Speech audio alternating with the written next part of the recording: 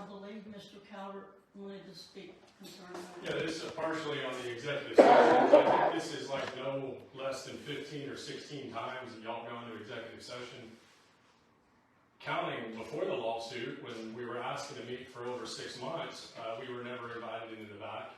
And then Joe Siegler and Wendy Irwin will recall, on their first meeting that they were elected, I said, now nobody sits on the council who was here when the contract was approved. So how can any of you, including you, Mayor, you weren't here when it was approved, know what it was originally signed for?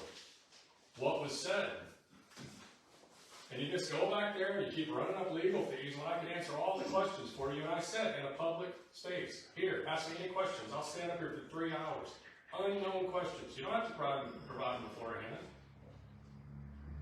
Like, you don't know that in 2019, the current mayor at the time and manager said, don't worry about the insurance. And you don't know that when I came here with the prints of the building, because it requires written approval, I said, you want to make copies of the building prints? No, don't worry about it. I called out the mayor. Excuse me, point of order. He's talking about the lawsuit. You do it all the time online, Joe. You do it all the time online. I will not be denied a voice. You want to tell everybody else what you're telling people about? Jared, at this time we'll move on. Thank you. Still have a minute 40. No, sir, if you're talking about a legal issue, then we cannot. Well, let's talk about something else for a minute 30 then. Let me think about this.